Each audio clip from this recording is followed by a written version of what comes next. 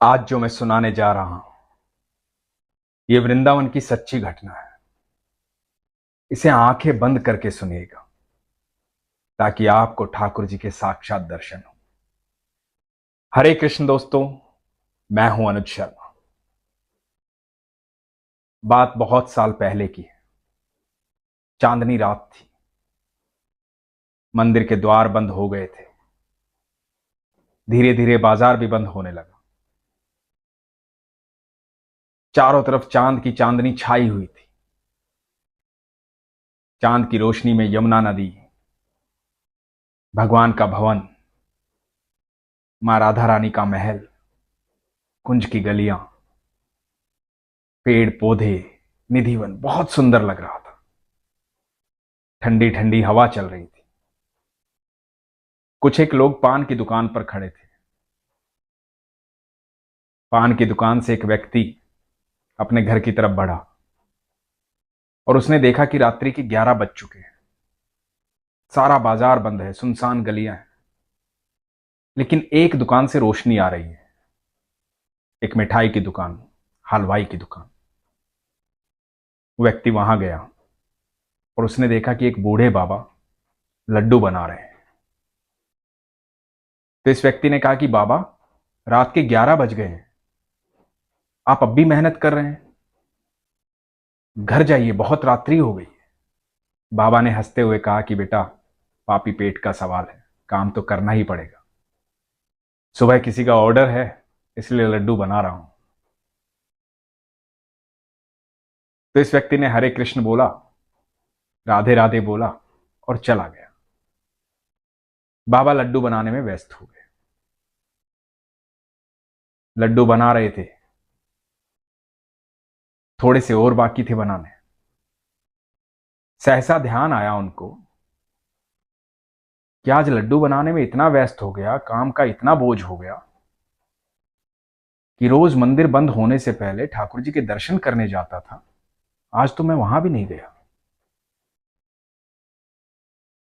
और आंखें बंद की और मन ही मन ठाकुर जी के दर्शन किए, बिहारी जी के दर्शन किए। बिहारी जी को देखने लगे, क्षमा मांगी बिहारी जी से कि बिहारी जी आज आ नहीं पाया आपके पास। और जैसे ही आंखें खोली, सामने एक 10 साल का सुंदर सा बच्चा खड़ा है। अद्भुत तेज है उसके चेहरे पर। सांवला सा बच्चा है, खूबसूरत बच्चा, अलग ही आभा है। बाबा देखकर स्तब्ध रह गए कि इतनी रात्रि में बच्चा कहां से आया। तो बच्चा बोलता है, बाबा बहुत भूख लगी है, लड्डू खाने का मन है, लड्डू दे दो। तो बाबा देखते रहे उसे। तो बच्चे ने कहा कि बाबा, ये मेरा कंगन ले लो, मुझे लड्डू दे दो। बाबा ने देखा कि बच्चा अपना कंगन दे रहा है, लड्डू मांग रहा है। तो बाबा ने कहा कि बेटा कोई बात नहीं, तुझे लड्डू खाना है, तू लड्डू ले ले, मुझे कंगन नहीं चाहिए। तुझे और भी कुछ खाना है मेरी दुकान से तो ले ले, मुझे कुछ नहीं चाहिए, ले ले बेटा। और बच्चे ने कहा कि नहीं बाबा, आप कंगन लोगे तभी मैं लड्डू लूंगा, आप कंगन नहीं लोगे तो लड्डू नहीं लूंगा, फिर मैं भूखा चला जाऊंगा, मुझे बहुत जोर से भूख लगी है। तो बाबा ने मन रखने के लिए कहा कि ठीक है, कंगन दे दे। बाबा ने सोचा कि जब लड्डू खा लेगा तो इसको कंगन वापस कर दूंगा। बच्चे ने कंगन दिया, बाबा ने दोनों हाथों में लड्डू दे दिए। बाबा इधर कंगन लेके रखने लगे और जैसे ही उधर देखा जहां बच्चा खड़ा था, वहां बच्चा नहीं था। बाबा को लगा कि लड्डू लेकर बच्चा भाग गया, भूखा था। और बाबा ने अपना सारा काम पूरा किया, दुकान बढ़ाई और घर की तरफ जाने लगे। बस एक बात सोच रहे थे कि बच्चा बहुत सुंदर था और संस्कार कितने नेक थे, मुफ्त में नहीं लेना चाहता था। चाहता था कि खाना है लेकिन कंगन ले लो तब खाऊंगा, पर बहुत रईस परिवार का बच्चा लग रहा था, अमीर परिवार का बच्चा था। फिर बाबा सोचने लगे कि इतने अमीर परिवार का बच्चा था तो भूखा कैसे था और अकेला क्यों आया यहां? कहीं माता पिता से नाराज तो नहीं था? और माता पिता को ध्यान रखना चाहिए, रात्रि बहुत हो गई है। ये सोचते सोचते घर पहुंचे, बिस्तर पर लेट गए, लेकिन दिमाग से वो छवि नहीं हट रही थी उस बच्चे की। वो खूबसूरत बच्चा बार बार याद आ रहा था। मन कर रहा था कि उसे दोबारा से देखूं। तो बाबा ने सोचा कि ठीक है, जब बच्चा घर पहुंचेगा हाथ में कंगन नहीं मिलेगा, क्योंकि कंगन सोने का है, तो माता पिता पूछेंगे कंगन कहां है। फिर वो बताएगा कि भूख लगी थी, ऐसे ऐसे वहां कंगन देकर आ गया। तो कल माता पिता उस बच्चे के साथ मेरी दुकान पर आएंगे, और जब दुकान पर आएंगे तो मैं उसे देख लूंगा। कल्पनाओं के इस सागर में आकर के बाबा निंद्रालीन हो गए, सो गए। सुबह उठे, दिनचर्या शुरू की। उठते ही दिमाग में फिर वही बच्चा चल रहा था कि आज बच्चा आएगा अपने माता पिता के साथ, उसको कंगन लौटाऊंगा।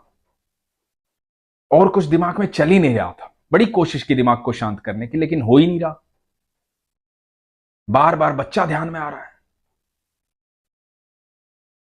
दुकान पर पहुंचे, दुकान खोली,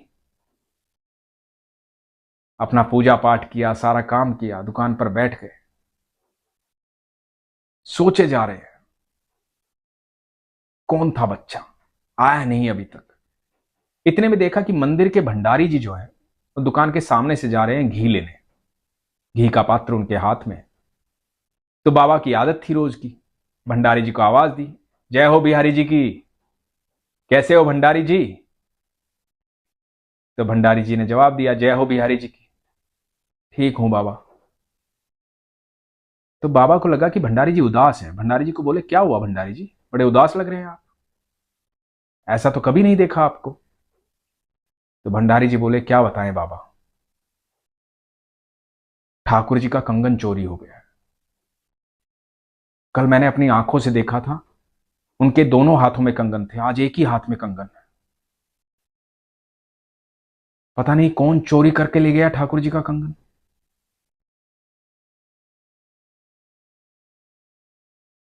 और ये बात इधर भंडारी जी कह रहे थे, और इधर बाबा जो है वो एकदम स्थिर हो गए।